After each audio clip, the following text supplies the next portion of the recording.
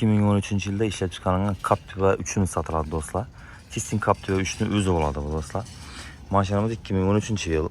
Qarang, aytabatinglar, baqlajon svet bo'ladi bu. Qop-qora emas, sal ochiqroq. Ko'p odam biladi buni. Diskalar chiroyli, balon 4 ta paket balonda 4 ham ichine giradigan mosak ishlar ham akkuratli holatda 4 tane chiziq, qirchiq yo'q, ichida mersorlar chiroyli, monitorlar ichida bundayna. Keyin chexollar chiroyli. Taptaza. Aynalarında sonsuz açtığım var dostlar. Laboydan ham ikki eshikdan ham bor. Quyosh o'tirmaydi. Tonirovka urisham shart emas. Chotki holatda o'tiradi. Konditsionerni pastda qo'yib, past ishinde hayda ketaverasizlar sarat. Arkalar ham yana arka chexollar ham turtib beramiz. Poliklar ham toza qo'yilgan. Ishlar ham shunki. 4 eshik polisi shunki.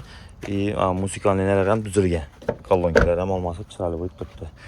Arka holatlarini chotki bo'lib tuzilib turibdi arkalar ham. Bu duvalari, nelari bloklarni bo'lib tuzilgan ham yeri. Chiroyli bo'lib. Shunday holatda do'stlar, 2013-yil Captiva 3ning o'zi bo'ladi bu do'stlar. Keyin 2011 Captiva bilan ko'rib o'tiribmiz do'stlar, chiqarib o'tiribdilar boshqa avtosalonlarda. 2010-yildan ham 100 million olib o'tirganlar bor.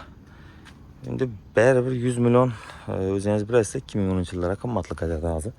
Masalan, bu mashinani do'stlar yurt turtib polnisi teshkil etsangiz mumkin. Motorni ham xohlasanizlar, liboy yerini teshkil etib olaverasiz mashinani. Haydab yurgan mashinamiz o'zlarimiz. 4 tane balon, chexol, polik ham o'sha tayyor mashina. Hech qanday kamchiligi yo'q. Bahosini ayiradigan bo'lsak do'stlar, bahosini 115 million so'm aytib qo'yamiz do'stlar. 115 milliondan ham yana ozgina tushib beramiz kelishib.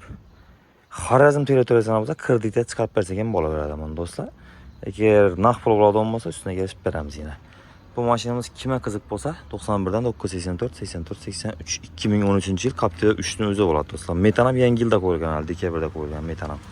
Kimga qiziq bo'lsa telefon uraverasizlar. Shuning mashina.